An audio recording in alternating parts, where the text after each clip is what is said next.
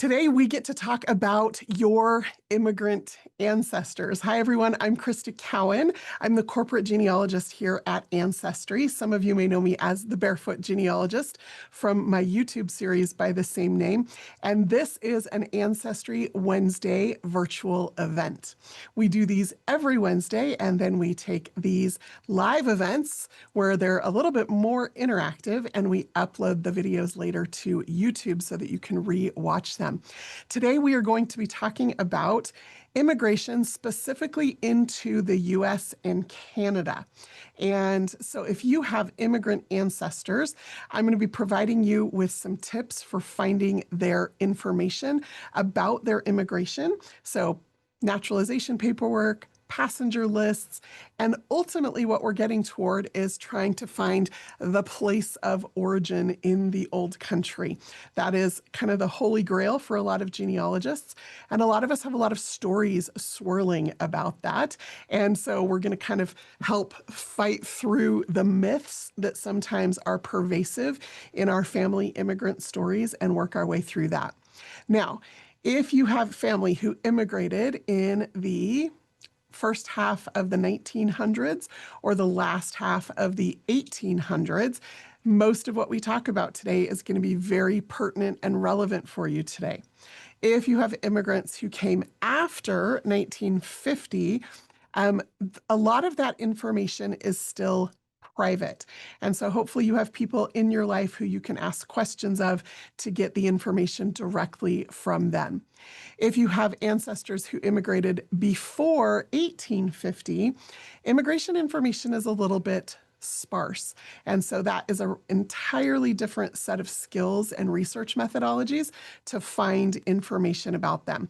So we're going to kind of talk today, just to set expectations about our time together, about that sweet spot of US immigration from 1850 to 1950. And the records that are available on Ancestry to help you uncover their immigration story and ultimately their place of origin. Now, in 2 weeks from today, we are going to talk about, maybe it's next week. We've got an upcoming event where we're going to talk about how to find that specific place of origin and what records are available in those places. We're going to focus specifically then on Western European countries. But today, we're going to focus on your immigrants to the US and Canada in that 1850 to 1950 time period. Now, I want to start us off with a little brief story. Several years ago, one of my brothers was going in for surgery, and he was having some anxiety about it. He had never had surgery before, and I was talking to my sister-in-law about it, and I told her, I just said, you know, I've had several surgeries in my life. You can just reassure him that he will be just fine. You know, I survived, he'll survive too. And my brother kind of freaked out and told a story about how when I was 9 years old, like he remembered I had had this surgery and I'd almost died, and my dad had to rush into the operating room. And it was so interesting hearing this grown man share a story about my life when I was 9 years old and he was 2, that he had this whole story made up in his head of this memory that hadn't happened. The truth of the matter was, I had had my first surgery when I was 13. My father never rushed into the operating room. I was never in danger of dying. There had been some questions once the doctor had opened me up. And so another doctor had come in to the surgery with additional information and to consult on some things. But somehow in my brother's brain as a child, overhearing these family stories being told, he had mixed the details up and kind of exaggerated the story. And so now as a grown man, he was convinced that he was going into this surgery and it was going to be this horrible experience. I tell you that story to illustrate a point, which I hope you will take to heart, which is, I don't think your grandmother's a liar. But I do think sometimes family stories get kind of mixed up. And they get mixed up because we hear them in snippets. We hear them sometimes as a child, and we interpret them through a child's brain. And then when we retell those stories as an adult, they're not always exactly the way that things really happened. Or we just misremember. Like I know now, the older I get, sometimes the more mixed up things get, right? Like I think, oh, that was 20 years ago. And then I realize, no, that was 40 years ago. Or I think, oh, well, I was only 15 when that happened. No, I was 21 when that happened, right? So you kind of mix things up in your brain as you go through. And family stories have always been that way. Now, when you add in some of the trauma or some of the um, excitement around immigrating, right? A lot of these people, some people were forced out of countries. And so there was this push factor to their immigration, meaning there was a war, there was a famine, there was military action. There was, I mean, like you think about all the things that force people to leave a place and the trauma that's inherent in that. Some of the memories are going to get jumbled up in that experience. And then they come to this new country and now they're trying to start a new life, sometimes trying to assimilate, sometimes speaking a foreign language to them, trying to find work to support their families. Maybe they still have family in the old country that they're trying to get over, and it takes years of immigration. And you've got this like jumbled up mix of years of memories of things that when it finally gets retold, the details aren't always 100% accurate. And so you've got the telling of the story that isn't always accurate. And then you've got the hearing and the interpretation of the story that isn't always accurate. Now, some people immigrated because of what we call pull factors. So push factors are what force people to leave a place. Pull factors are what bring people to a place. So maybe they came to the US or Canada because there was promise of land or opportunity. Maybe they migrated across the country because of those things as well. And so those stories also sometimes tend to get a little aggrandized because people who are pulled to a place, sometimes it's for that adventure or for that opportunity. And it's easy to make the fish this big when you retell that particular story. So again, I'm not calling your grandma a liar. I'm just saying sometimes our memories are not always exactly what we would expect them to be. And so as you approach the immigration research of the ancestors in your family tree, I just really want you to keep that in mind. Now, today we are going to dive into some specific record collections that are going to help you uncover the true story of your ancestors' immigration. But it's important that you keep that open mind as you go. Let me first dispel before I share my screen and we start diving into that. Let me first dispel a couple of myths. Couple of common myths, and they're myths in the sense that they're things that people share in family stories a lot about immigration, but I think we sometimes share them just because it's the easy information. So let's start with the Ellis Island myth. A lot of people talk about how their ancestor came through Ellis Island, but when you dig into the story a little bit, what you uncover is that their ancestor came in 1862 or 1881.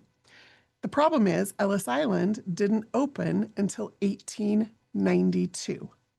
So if your ancestor came before 1892, they did not come through Ellis Island. They still could have come into the Port of New York. Prior to Ellis Island, the immigration station was called Castle Garden. Prior to Castle Garden, people just pulled up to the Port of New York onto a dock or a wharf and disembarked into the city. New York is also not the only port of immigration into the United States. And one of the ports of immigration is Philadelphia or Boston or Charleston, New Orleans. There's ports of entry on the east or the west coast. There are also a lot of people who came in through Canada. Some came into Canada and stayed, some came in through Canada and then immediately or sometimes years later crossed the border down into the United States. So just keep an open mind about what you've been told about the port that your ancestor came in through. The second myth that I'd like to dispel just a little bit is when you hear, well, my ancestor came from Germany, or my ancestor came from England, or my ancestor came from France. There's a difference between coming from a place and being from a place. And so one of the ways that family immigration stories often get mixed up is when you say, oh, my family came from a place, when the reality is maybe that's just where they got on the boat that brought them to America. So again, keep that in mind as you're approaching the research into your ancestors' immigration story, that you may have always been told they came from a place, and that may just have been how they told the story about where they got on the boat, not that that is the place they were from. Okay, so those are kind of the three things I want you to keep in mind, like the way that stories get passed on, both from the teller and the hearer, and the Ellis Island myth, and then the where I'm from or where I came from myth. So here's what I'd like to do before I start sharing my screen and walking you through some very specific records. I would love in the chat if you would share, and I'm going to pull it up on my screen so I can see what specific immigrant ancestor you are looking for. Are you looking for a grandparent, a great-grandparent, a 4 times great-grandparent, and what you know about their immigration and what it is you're looking for? So I'm looking for my 3 times great-grandfather who came in the 1860s, we think from Ireland, but I don't know anything more than that.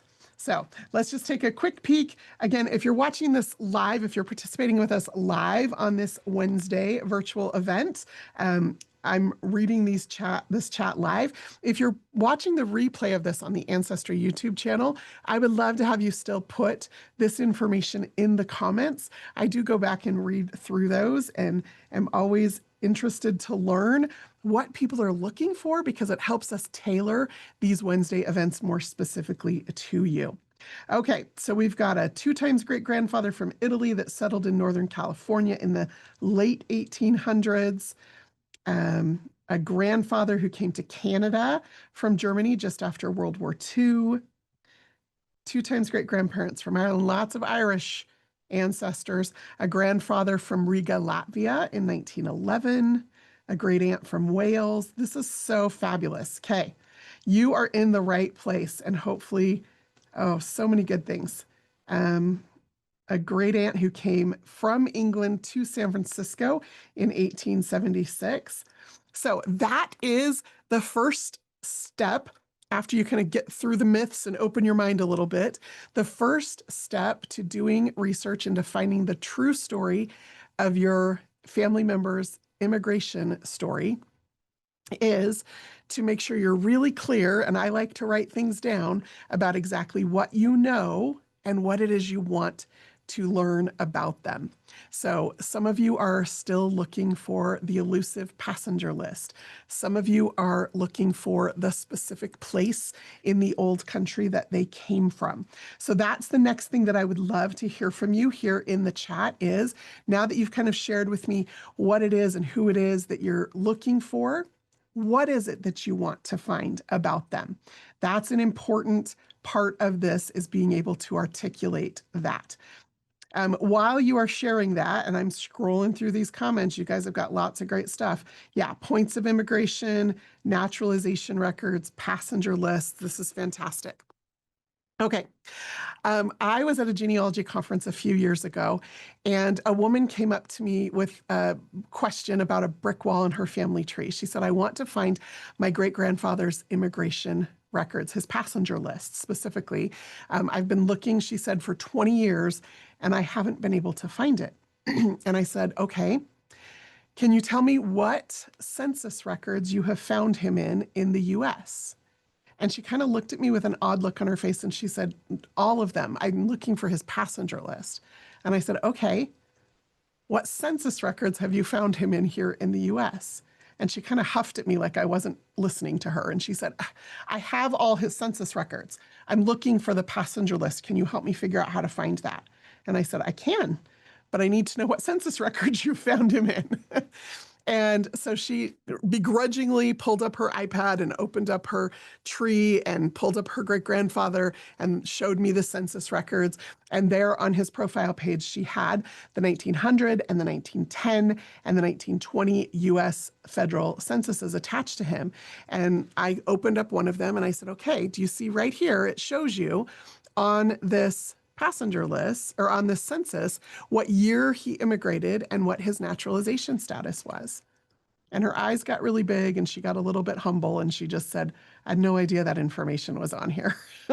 So this is where we're going to start walking through some things on Ancestry, because one of the things that we often get confused in the story of our immigrant ancestors is what year did they actually come?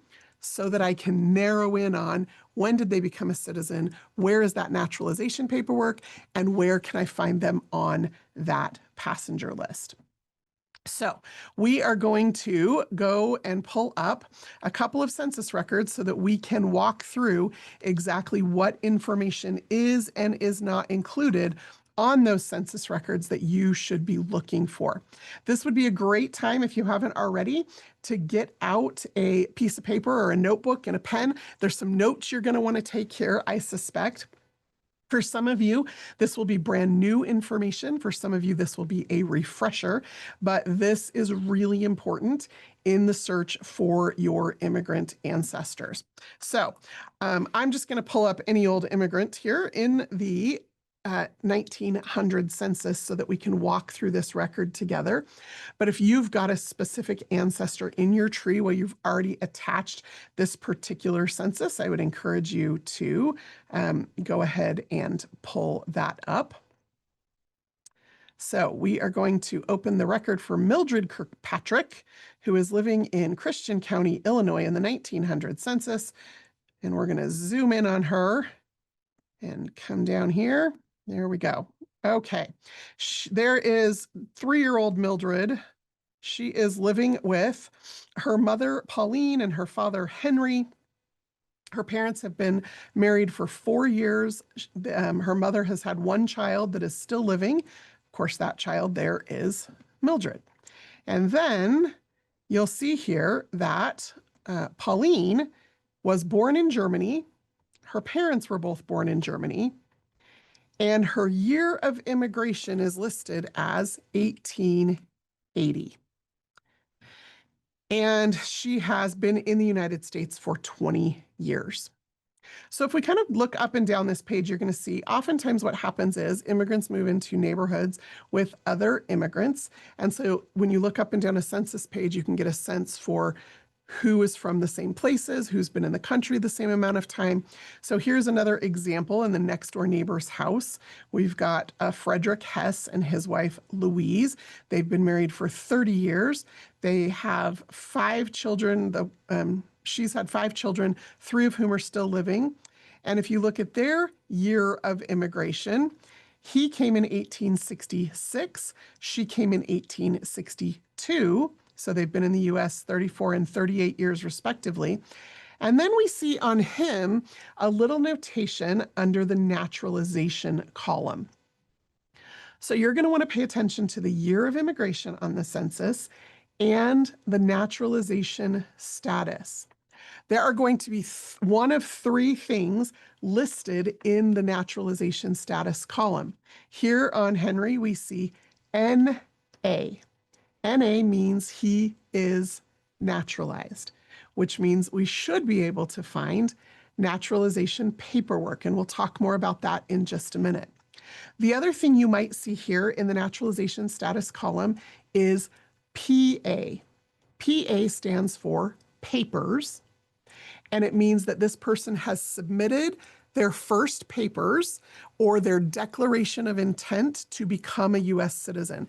So they haven't actually gone through the naturalization process yet. They have just started it. Now, here in the United States and also in Canada, there are residency requirements, and there have been for a long time, residency requirements in order to apply for citizenship. So you had to have lived in a place for a period of time before you could submit those first papers. And then those first papers, there was a waiting period before you could file your petition to naturalize to become a citizen. And so you'll see people in that kind of waiting period between having submitted their first papers, PA, and becoming naturalized, NA. The third thing that you're likely to see in this column, and let's kind of skim up this page and see, yep, there's one right there. We've got this Russian immigrant, George, is it Namorit? He is 30 years old. He's single, born in Russia. He immigrated to the United States in 1892, so he's only been in the U.S. for 8 years at this point, and his naturalization status is listed as AL, and AL just means alien citizen. So not yet a U.S. citizen, but living in the country. And so that's the thing that you're going to want to look for on the census records for your ancestors. Now, one of the things that you may notice here is that women, right? So here's Virginia. She's born in 1816 in France. She's widowed. She immigrated to the United States in 1855, has been in the United States for 45 years, but you'll notice she does not have a naturalization status. Same thing down here with Mary, who immigrated from Ireland, and Mary married a U.S. citizen, so he was born in New York. So one of the things you need to know is if you are looking for naturalization paperwork for a woman, you most likely will not find any prior to 1922. And that is because prior to 1922, women derived their citizenship from their husband. So if you were an immigrant to this country and you married a U.S. citizen, you automatically gained citizenship prior to 1922, if you were a woman. If you both immigrated, whether together or separately, and then married after you arrived, if he naturalized, you and your underage children automatically gained citizenship because of the citizenship of the father and husband in that family. So again, there's not going to be separate naturalization status or paperwork listed for a spouse, a woman, or the children, the underage children. Now, there is this weird period of time. If I remember the dates correctly, it's from 1907 to 1922, where if you were a woman born in the United States and you married a man who was not a U.S. citizen, you lost your U.S. citizenship, because the way that the law was written at the time, it said that women derived their citizenship from their husband. And so if you married a woman, or if you married a man who was not a U.S. citizen, even if you were a citizen born in this country, or you had previously been naturalized under your father, you lost your citizenship. And so one of the things that we see is sometimes women applying for citizenship that were born in this country after that 1922 law was rewritten. Okay, so that is the first step in doing research in your immigrant ancestors, is to go back and review the census records in the country. Now, you're not going to want to stop at one census record, because remember, census records were created by an enumerator showing up at the doorstep and asking questions. And if you think about it, if you didn't speak English, if you've only been in this country for a little while, and some government official shows up on your doorstep and starts asking questions, you might not provide the exact correct answers, or you might not remember the exact correct answers, or you might get flustered and provide incomplete or inaccurate information, or your accent might be so thick they don't exactly understand you, or you weren't home at the time that the census taker showed up, and so your next door neighbor gave the information and they didn't know what year you immigrated. So you have to remember that census records as a standalone thing, a single record, are not fully reliable or accurate. The best thing to do is to find all of the census records from a person's life and then kind of correlate that evidence together to see if you can figure out what the truth is. So we're going to take a look then at a 1910 census record. We'll look at this one in Maine for this Italian family.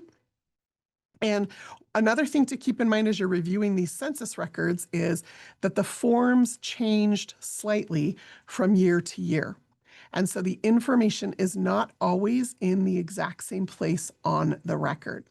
So here we have this Felix de Prati, born in Italy. He and his wife have been married for 2 years. If you come over here and zoom in a smidge, you can see they immigrated in 1903. One of the things to pay attention to when you're looking at family immigration information on the census is, did they all immigrate at the same time? And one of the things you may notice is that no, they didn't. Very often, particularly in Italian families and Jewish families, is that we see chain migration. So the father or some of the older teenagers may come first, and then they may, then the next set of people may come, and usually the mother and the young children come last. So she'll bring them over together after the father and the older children have come and established themselves and gotten jobs and a place to live and been able to send enough money back home to bring them over. And so pay attention to the different years of immigration in a single family. Here is a perfect example. I should have probably found a better image, but we're going to go with this. Not all census images are pretty. Okay, so we have this Carlo Francis, and he immigrated from Italy, and he's been married for 25 years. His wife has had 6 children, 5 of whom are still living. Her name, it looks like, is Tessa. And then they have 1, 2, 3 of their teenage children still in the household. Everybody born in Italy, okay? But if you scroll over here to their immigration information, you can see that the head of household here came in 1901. He is still an alien citizen. They've been here. This is the 1910 census. The mother came, it looks like that says 1901, but I suspect it might not. Oh, it does. It may say 1901. And this one may say 1901. But then this one says 1906, and this one says 1908. Okay, 1906, maybe they both say 1906. So what I suspect happened, and this was not uncommon, particularly with Italian immigrants, they would come back and forth. They were the migrant workers of the day often, in the early part of the 1900s. And so sometimes you'll have like an Italian couple that will get married in Italy and then come to the United States. And then maybe she goes back home. And then maybe he goes back home after working for a season. And then he goes back and forth for a few years. And every time he goes back to Italy, she gets pregnant and has a new baby, right? And he goes back and forth for a few years before they finally decide to bring the whole family over. So sometimes this year of immigration is the first time they came to the United States, and sometimes it's the last time they came to the United States. So that's one of the things you need to kind of keep an eye out for as well. It's one of the reasons why when you're looking at records, they may not all line up with consistent information, is because depending on how the census taker asked the question, their answer might be slightly different. Think back to the, like, where did you come from? I came from Germany.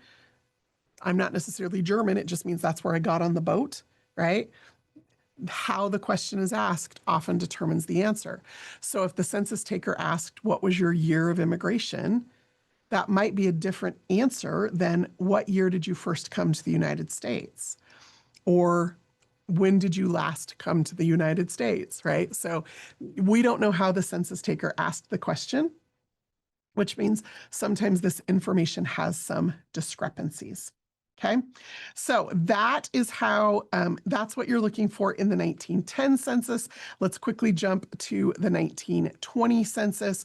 Now, 1900 is the first year that that detailed immigration information shows up on the census, which is great if you're looking for somebody who was still alive in 1900. If you have to go back further for earlier immigrants, the information becomes more sparse. And so you have to keep that in mind as well. So let's look at the last couple of censuses here. So this one, we'll take a look at this family in Tennessee. And it looks like he is from Germany. And again, you'll see similar information, but the forms change every year. So you need to know where to look on the form to find the information. So here's August Kaufman and his wife and children. His wife was born in Georgia. Children, one of them, it looks like, was born in Tennessee, which is where they're living. He immigrated in 1871. And now here's what's great about the 1920 census. It lists that naturalization status, which says NA, but there's an additional column now, which lists the year that they were naturalized. And that information becomes really important when you're trying to locate naturalization paperwork. So you can see here there's this 7-year gap. And again, that's because there was residency requirements for how long you had to be in the country before you could apply for citizenship, and then how long from the application or the submission of those first papers to submit your petition to naturalize. And so you'll often see some kind of a gap there. So that is super useful information. And again, as you're doing your research, you want to make sure you write down all this information. I like to put it in the notes in my tree on the person. So what that looks like is, let me just show you an example from my tree. This we're going to look at my actual tree right now. Hopefully it's not open to anything weird. Okay, we're going to come here and we are going to go to this immigrant ancestor of mine. And I will show you the notes. So notes are found under the tools menu. And when you add notes, then there will be a little note icon here. And so what I do is I just put in everything I find here in the notes. Notes are private. So even if your tree is public on Ancestry and the person is deceased, so any one of you could go to my tree, right, or could go to Ancestry right now, and you could search for Julius Carl Nowak and you would find my tree. You would be able to see everything about him except the notes, because notes are only visible to the tree owner and any tree editors you have invited. But I use notes extensively as my research process. I used to use notebooks and Post-its and scraps of paper, and it got overwhelming and they were everywhere and I could never keep myself organized. So now I just use these notes. And so I've created some research notes about stories we've heard in the family. And then when I found the passenger list, I transcribed that. And then I also transcribed the information as I was finding it in the census. So you can see here, the 1900 census lists his year of immigration and that he was a citizen. The 1910 census lists his year of immigration and that he was a citizen. You'll notice those years of immigration are not the same.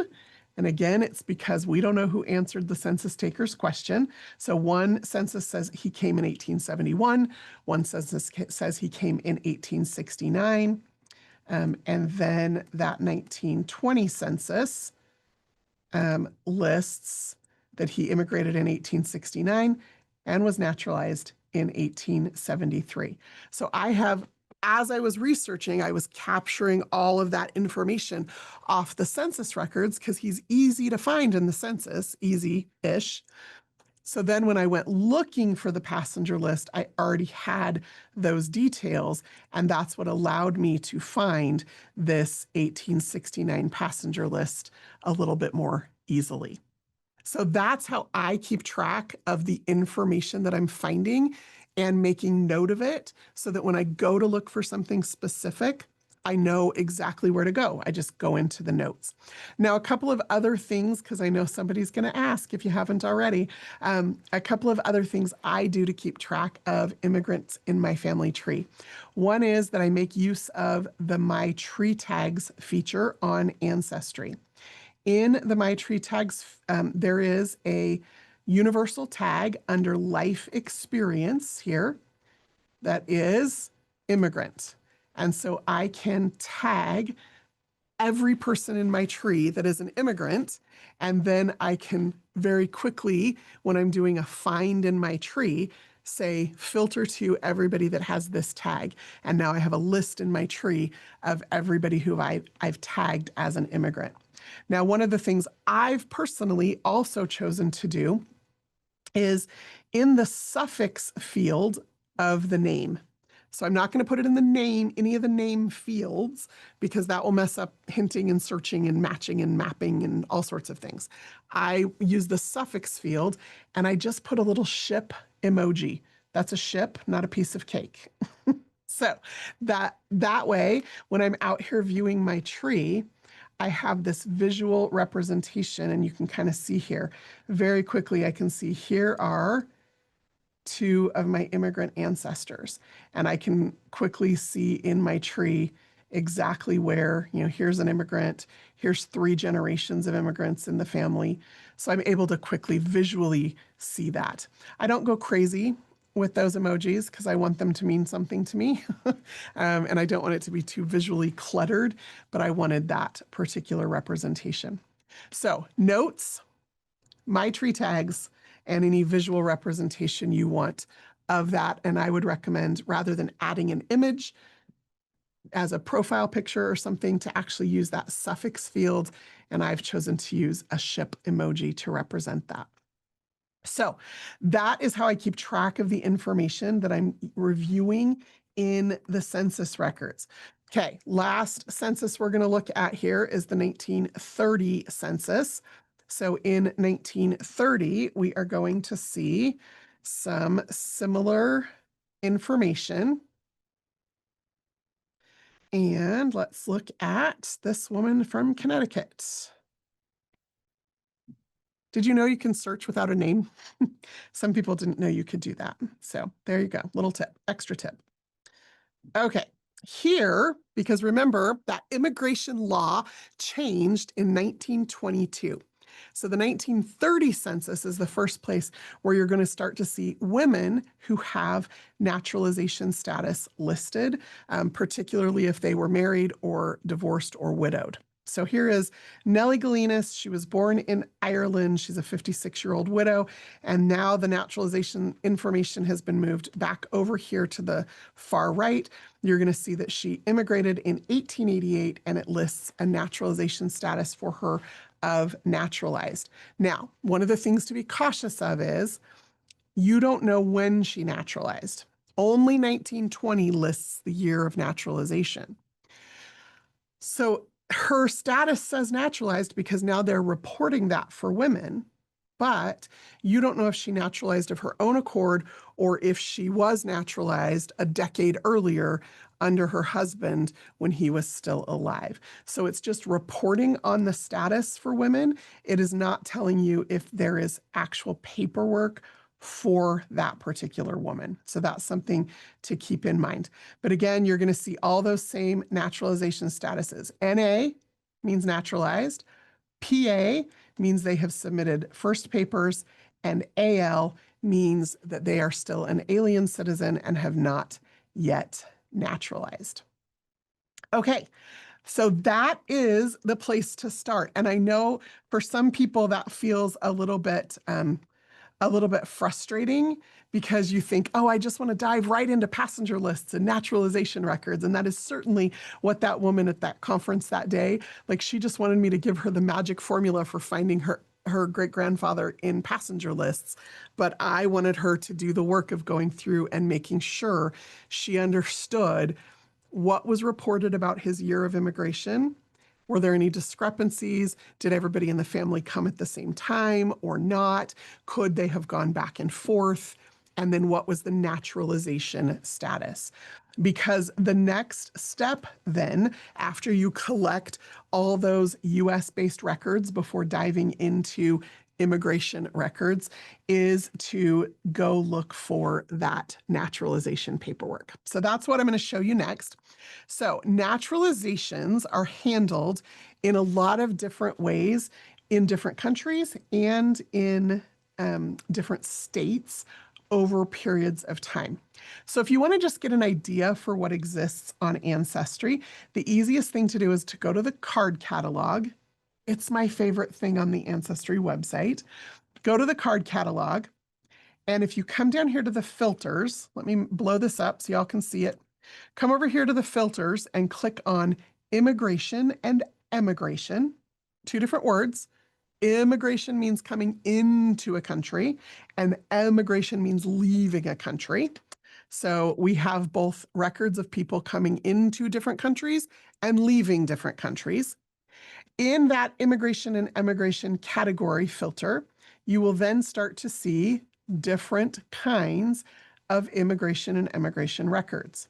There are border crossings and passports. There are citizenship and naturalization records. There are crew lists. So some people immigrated by serving on the crew of a ship to pay their way. And sometimes they served on a ship for a while before finally landing in a place. There are immigration and emigration books. So these are often recreations of passenger lists that have been lost or destroyed, or documentation of people who immigrated when documentation was not kept, but it was collected or what's the word I'm looking for? Correlated from other sources. And then there's passenger lists. And then we have this really cool collection of ship and port pictures, which hopefully we'll have time to get into. So I want you to start with naturalization paperwork before you jump to passenger lists. And here's why.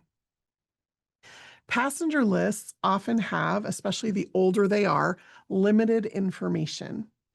And so unless an entire family immigrated together, which was not terribly common, unless an entire family immigrated together, you don't always know if you've got the right person in the right place at the right time, or if it's just somebody else with a similar name. Naturalization paperwork helps you get more specific. As a matter of fact, post-1900 naturalization paperwork in the United States lists very often the exact date and the ship and the port they came in on.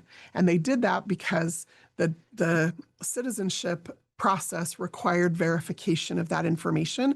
And so the government had to be able to go back to the original passenger list to verify that they really came in on the date and the ship and the port they said, under the name they said, in order to process their citizenship paperwork.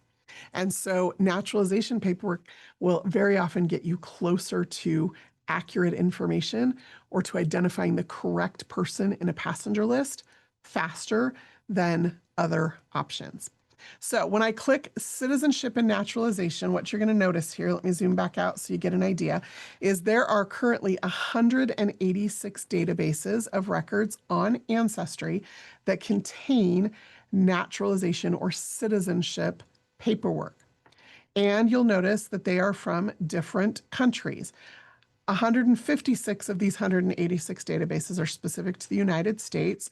3 of them are specific to Canada, but there is naturalization processes that take place in other countries as well. And Ancestry is always adding new records. We add new records at a rate of about 3 to 5 million new records a day. So as new records are acquired, they get added. As a matter of fact, this particular database is brand new in the last 90 days. That's why it has this little new tag on it. And it looks like it is about citizenship for Indigenous people in Canada. Ironic. And so you'll kind of look through here to just get an idea for what kinds of citizenship records exist. Now, if I was looking specifically for a citizenship record of a family member who immigrated in 1897, and on the 1910 census, it shows that they've submitted first papers to become a US citizen. And by the 1920 census, it shows that they are a citizen and that they got their citizenship in 1913, right? Because I've tracked all that information. And they were living in Illinois, then I could just simply come here and I could type in Illinois, if I spell it correctly, with this citizenship filter on, and it's going to show me that Ancestry has Illinois naturalization records that date from 1856 to 1991. And I could see exactly what courts are included. And if I picked a court, I could then see exactly what declarations of intent or petitions for naturalization had been filed. Now, one of the things you'll notice is that every once in a while there is a military petition. Here is how citizenship differs for individuals who served in the military. I mentioned you had to file a declaration of intent. That was submitting your first papers. Then there was a waiting period. Then you could file a petition to naturalize. However, there was a shortcut to citizenship, which was military service. If you served in the military, you did not have to file that petition or that declaration of intention and wait that waiting period. You could join the military, and your service enabled you to apply immediately to submit that petition for naturalization. So in some cases, you're looking for two sets of papers: a declaration of intent, and then a few years later, a petition to naturalize. Almost always prior to 1922, that's going to be for men only. So no wives, no underage children are going to have their own separate paperwork. After 1922, women will have their own citizenship or naturalization paperwork. And any children who turned 18 before their father naturalized, if they were born out of the country, they would also have their own citizenship paperwork. So you kind of have to work through what is the timeline of how old my family was, were they married or not? What year was it that we think that they became a US citizen? And then where were they living at the time that they became naturalized? Do you see why the census work is so important? So when you get here to this naturalization paperwork, you can more quickly find exactly what it is that you are looking for. So let's just pull up a couple of examples so that you'll know what it is that you can expect to find in these particular records. So we're going to take a look at this record for Thomas Condon. He is an Irish immigrant, and we will see exactly what is included. Let me zoom in. Okay, now these are big books that were microfilmed and then digitized from the microfilm. And so you're going to see things that look like this, right? It's a two-page spread with a little piece of paper stuck in here that's been flipped over, and a little piece of paper here, and a little piece of paper here, okay? And you're going to have to look at multiple images. That's important to remember. And typically, or often what you're going to find is the declaration and the petition have been filed in sequential order. In some cases, they're actually in entirely separate books, and so you'll have to go find the declaration, and then you'll have to go find the petition. But typically, this is what we're going to see. Okay, and here's the information that's going to be included. So this is the declaration of intention that Thomas filled out in the Circuit Court of Cook County, Illinois, where he states, I, Thomas Condon, age 28 years, occupation freight handler, do declare an oath that my personal description is medium complexion, 5'11", 180 pounds, black hair, hazel eyes, no other distinguishable marks, right? That's fantastic. You get a whole description of them. I was born in Limerick, Ireland. Now, if you are doing research in family members from Ireland or Germany or Italy, you know the importance of knowing exactly where in that country they were born in order to continue your research. And so this becomes one of the first places that we often see the specific town, because remember, the census only lists the name of the country. So this is gold right here. I was born in Limerick, Ireland on the 7th of October, 1887. I now reside at this address in Chicago. I immigrated to the United States of America from Queenstown, Ireland. So that's the port he left from. On the vessel, Haversford. I probably said that wrong, but lists the name of the ship. My last foreign residence was Limerick, Ireland. And then he decries allegiance to the British government and talks about what port he arrived in. I arrived in the port of Philadelphia. So he's living in Chicago, came in through Philadelphia. But how many people in his family may have had that story that, oh, he came in through Ellis Island? Nope, probably not. Okay. Came in through Philadelphia on or about the 22nd day of October, 1913. So do you see how much information is in these declarations? It's amazing and so, so useful, because now we don't have to go searching for all the Thomas Condons who came into the United States in about 1911 to 1915, because the census wasn't ever consistent, and not knowing which one he is. We know exactly what ship he came on, what port he came into, and what date he arrived. Now, I will warn you, people's memories, this is in 1915, so he's only been in the US for 2 years at this point. But sometimes people don't naturalize for a long time, and their memories aren't always precise. I would just tell you this. Most often, in my experience, people remember the port they came into accurately, and they remember the name of the ship they came on accurately. But the thing they get a little fuzzy is the date they came. And sometimes it's even the year they get wrong. So keep that in mind when you're looking at these. They do their best. They swear that this information is accurate based on their memory, but memories are not infallible. Okay.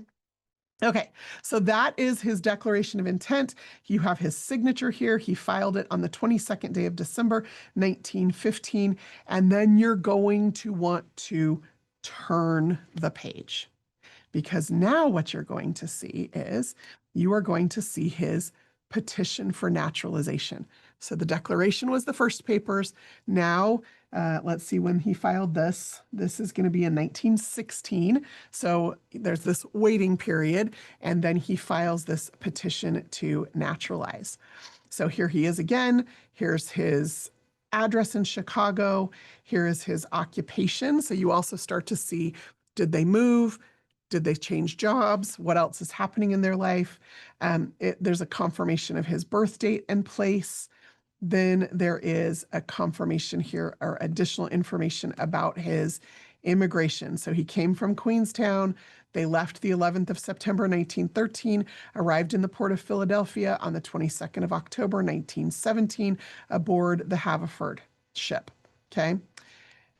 If there is a spouse and children, underage children, who are going to become citizens because of his paperwork, their information then will be listed right here. Okay. So it would list the name of his spouse and when and where she was born. And it would list the names of his children and when and where they were born. And so that information will be on the petition to naturalize for that husband and father. So pay attention to that particular page as well. Okay, you're going to have his signature again. If there are witnesses, those witnesses are testifying to the fact that they know that he has been in the country and in the state. So you didn't just have to live in the country for a certain period of time. You had to have been stable in a single location for another period of time before you could become a U.S. citizen. And so they attest that they've known him, that he's been in this place for this period of time. And then you can turn the page, and the last piece of information is this oath of allegiance that he takes, and then his admission to citizenship if it is granted. Okay. And then down here at the bottom, you'll have the certificate number and the date that that was processed. So he started his naturalization process in 1915, and his naturalization was finalized January 16th, 1920. So you can see the process of time that that took. And so now, with this information, now you can go search passenger lists. And it's not even much of a search, right? I can come, again, directly to the card catalog. I can filter to immigration and passenger lists, and I can type in Pennsylvania because we know he came in through Pennsylvania. And I've got 2 million people arriving in the US through the port of Philadelphia. And I can come over here and I can do a search or a browse directly to the ship that he came on. So I could do it that way. Or I could just type in here, he came, what was it, October 22nd? I'm not going to put in a day. I'm just going to put in this. And his last name was Condon. And we're going to do a search and just see what comes up. Okay, I hope I remembered it correctly. Now, here is one of the challenges with passenger lists that you need to be aware of. You will likely have to do lots of iterative searching on passenger lists because probably more than any other single record that I have ever seen, names are misspelled or sloppily written, and so they're mistranscribed on passenger lists. And so doing nameless searches, doing searches with just a birth year and an arrival year. You can see here I put in the name of the ship. I used a wild card because I wasn't exactly sure how it was spelled. You can do all sorts of different things to kind of manipulate that data to find what you're looking for based on how messy those original records were and the subsequent transcriptions of those records can be. And so that is important to kind of work your way through. And I like to, when I'm searching a specific database, always start with a name search, like Thomas Condon, 1913. But if it doesn't come up right away, clear the form and then kind of start working your way through it again, just putting in one piece of information at a time and seeing if you can't narrow your way down. And when you do finally find them in the passenger list, if that passenger list was after 1890, you're going to want to look at both pages if there are 2 pages. You're going to want to look at who they're coming to in this country, who they left behind in the old country. There's so much rich information on those post-1890 passenger lists. Prior to 1890, the passenger lists are very, very sparse. So they're not going to list a lot of information. They might only list like an age and a gender and sometimes where they're coming to. But post 1890, you're going to see a lot of really, really rich information. Okay, an hour goes so fast, y'all, but thank you for sticking with me. I hope this was useful. I hope you took great notes. I hope you have all the success in the world finding your immigrant ancestors. I want you to dive back into those census records, extract all of that juicy information, make sure you keep notes about it, put tree tags on people. I want you to then dive into the naturalization paperwork and see if you can't find citizenship papers, particularly for the men in your family prior to 1922, hopefully for everybody after 1922 that came up through about the 1950s. Remember, there are privacy laws. And then dive into those passenger lists and see what you can find. Okay, before you go, whether you're watching this live or whether you are watching the recording on YouTube, would you please, in the comments or the chat, just leave one new thing you learned today. It's helpful for me to know what you're getting out of this so that I can continue to show up here every Wednesday and provide you with the education that you need to be successful on your family history journey. I also think it's important for you to articulate what you learned because you're more likely to remember it if you do that. Until next time, I'm Krista Cowan. Have fun climbing your family tree.